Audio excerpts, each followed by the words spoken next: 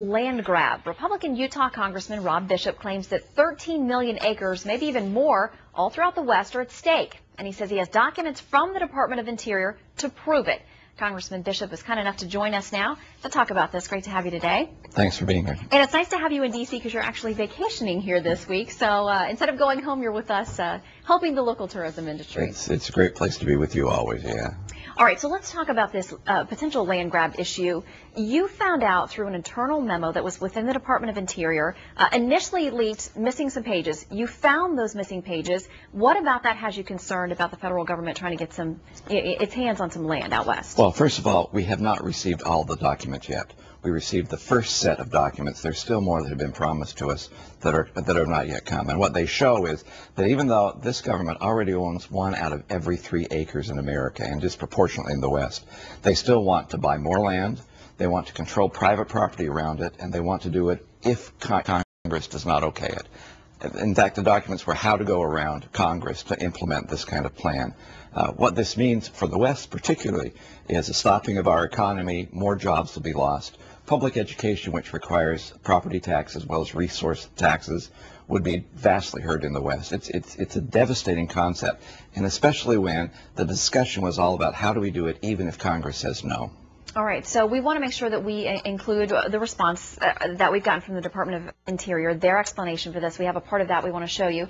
They say the preliminary internal discussion draft, referring to this memo, reflects some brainstorming discussions within BLM, the Bureau of Land Management, but no decisions have been made about which areas, if any, might merit more serious review and consideration. They say they're trying to be wise stewards of the land. Is that a good enough explanation for you?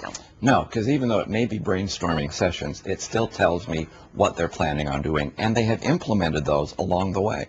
So there are efforts to try and expand how much money they have. They want to be able, even though we have a $15 million backlog in maintaining the lands we already want, they have already passed some pieces of legislation to give them $1 billion a year to buy more property to expand what we already have.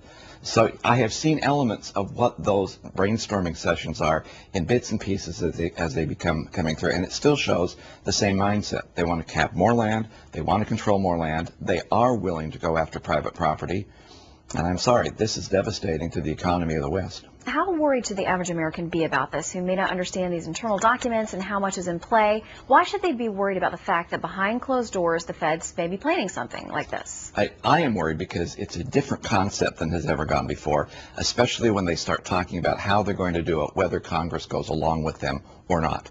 And especially because the West is not this nice little background shot for a John Wayne movie. They are real people who have real jobs, and they are put in jeopardy if indeed this long-range brainstorming plan is ever implemented. And we understand that you've reached out to the Secretary of the Interior, Ken Salazar, to ask him about all the information involved here. You want to get a clear picture of what's going on. Have you gotten a response yet? Well, in bits and pieces, like you said, the first set of pages, which said what they might use with the Antiquities Act to create new monuments, was leaked to us. They have now given us the first 14 pages that was in front of that. They haven't given us the stuff that was after that. So we have found out what the Bureau of Land Management was talking about. We haven't found out what Park Service or Fish and Wildlife or Bureau of Rec or even the Forest Service was involved in any of their discussions. So there's a lot more that's out there, and we'd like it to be public. We'd like to be transparent. Yeah, transparency, a big buzzword with this administration. So we would love for you to keep us updated about this, something that impacts millions of Americans. As you get more information, we'd love to hear back from you. We will do that. Congressman, thank you. Well, imagine